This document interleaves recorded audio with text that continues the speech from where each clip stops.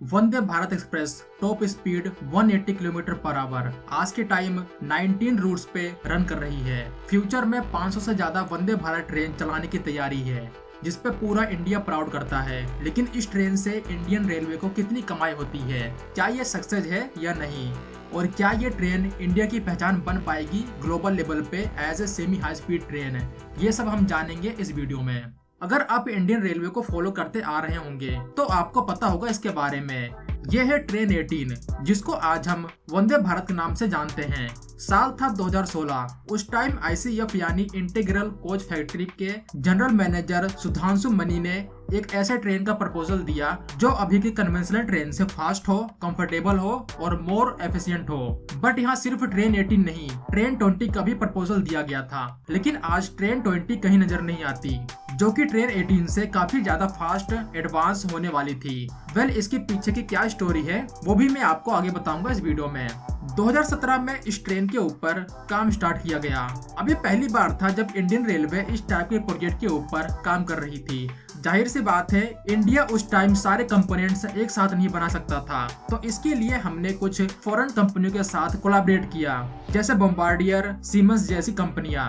2017 में ही इस ट्रेन का पहला प्रोटोटाइप तैयार किया गया और 2018 से इसकी टेस्ट रन को शुरू किया गया। अब इस प्रोजेक्ट का नाम था ट्रेन 18, यानी इसको 2018 में कंप्लीट करना था, और जो ट्रेन 20 थी उसको 2020 में उतारना था ट्रैक पे। वेल, 2018 को research design and standard organisation RDSO की तरफ से सर्टिफाई भी कर लिया जाता है। RDSO एक टेक्निकल एंटिटी है इंडियन रेलवे की। बहुत से ट्रायल के बाद इस ट्रेन को फरवरी 2019 में पहली बार लॉन्च किया जाता है। दिल्ली और वाराणसी के रूट पे इस ट्रेन को तुरंत एक सक्सेस मिल जाती है। लोग इसकी तारीफ करते हैं। जो इसमें फीचर्स दिए गए थे वो काफी हद तक यूरोपियन स्टैंडर्ड के थे। ऐसा कुछ पहली बार मिल रहा था किसी इंडियन ट्रेन में। दिल्ली वाराणसी का रूट एक सक्सेस रूट माना गया और यहीं से इस ट्रेन के विस्तार की कहानी शुरू होती है। बट क्या ट्रेन 18 सच में एक सेमी हाई स्पीड ट्रेन है? वेल, इंडियन रेलवे का तो यही कहना है। तो देखते हैं इसके पीछे की सच्चाई।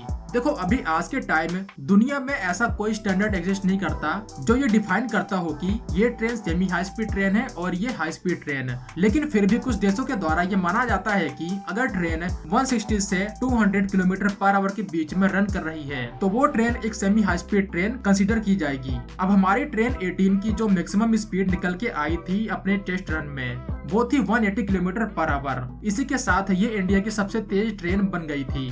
बट ये एक ट्रायल रन था। जब इसको लॉन्च किया गया तो इस ट्रेन को पहले तो वंदे भारत नाम दिया गया।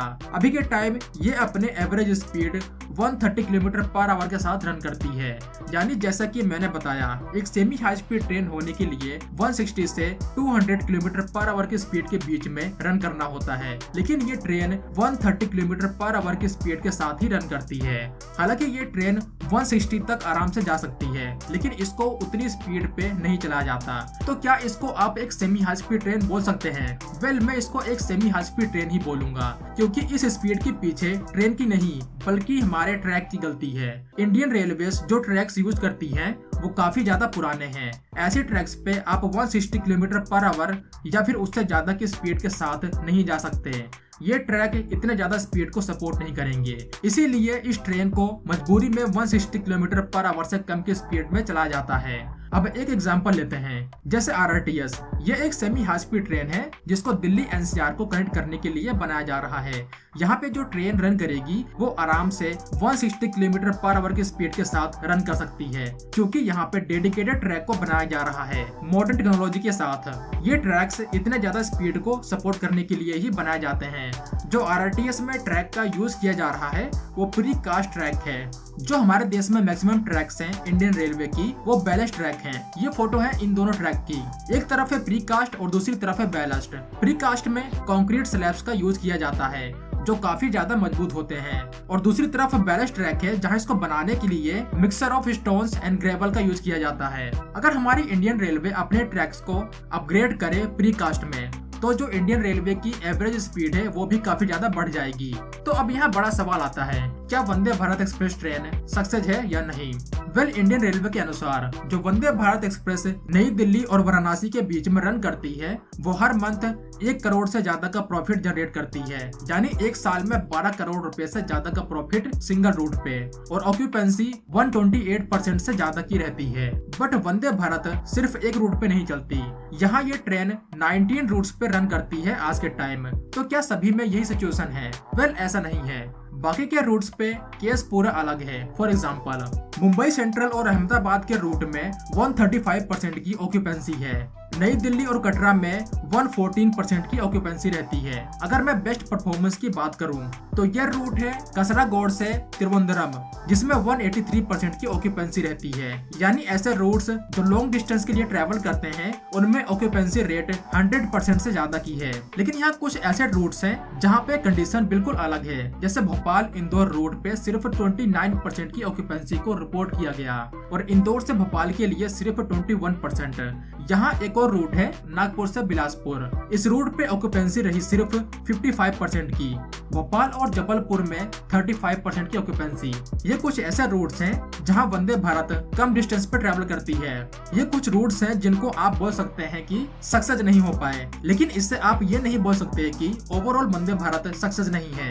ये कुछ गिने चुने रूट्स हैं जहां पर ऑक्यूपेंसी 100% से कम है, जबकि मैक्सिमम रूट्स पे ऑक्यूपेंसी 100% से ज्यादा की मिलेगी आपको। अब इसके लिए भी इंडियन रेलवे सॉल्यूशन लेकर आई है। जैसे जिन जिन रूट्स पे ऑक्यूपेंसी कम है उन रूट्स पे फेयर यानी ट्रेवल कॉस्ट को कम किया जाएगा पैसेंजर्स के लिए। जैसे भोपाल इंदौर रूट पे आपको 3 घंटे का टाइम लगता है, इसके लिए 950 रुपए खर्च करने पड़ते हैं एसी चेयर के लिए, और एग्जीक्यूटिव चेयर के लिए 1525 रुपए खर्च करने पड़ते हैं। तो इंडियन रेलवे इस अमाउंट को कम करेगी ताकि ऑक्यूपेंसी को बढ़ाया जाए। वंदे भारत ट्रेन आज के टाइम अपने हाई डिमांड पे है।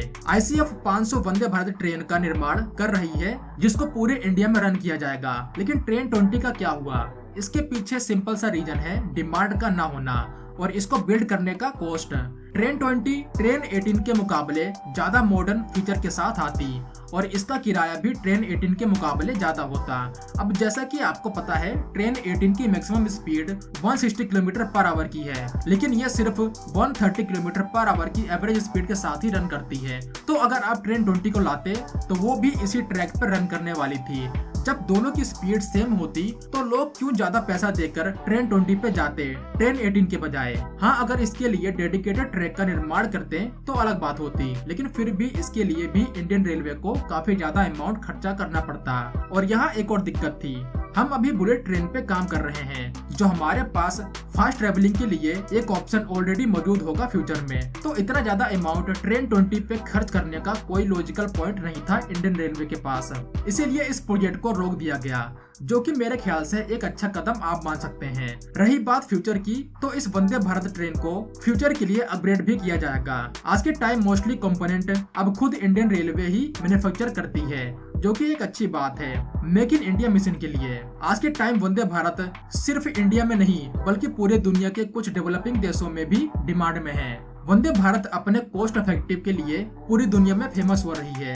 जैसे Bangladesh, Sri Lanka, Nepal, Indonesia, Malaysia, Vietnam, Brazil, Argentina और चिली जैसे देश अपना इंटरेस्ट दिखा चुके हैं। अफोर्डेबल के साथ साथ स्पीड, कंफर्ट, रिलायबिलिटी की वजह से भी ये देश काफी ज्यादा इंटरेस्टेड है इस ट्रेन में। इसीलिए अभी के टाइम इंडियन रेलवे ऐसे कुछ देशों से बात कर रही है जो इस ट्रेन में ज्यादा इंटरेस्टेड है, और आने वाले कुछ सालों में Indian railway Vande Bharat train को इन देशों में एक्सपोर्ट करते हुए भी नजर आएगी। तो इस वीडियो में बस इतना ही था। होप कि ये वीडियो आपको इन्फॉर्मेटिव लगा हो, तो वीडियो को लाइक करना और चैनल को सब्सक्राइब।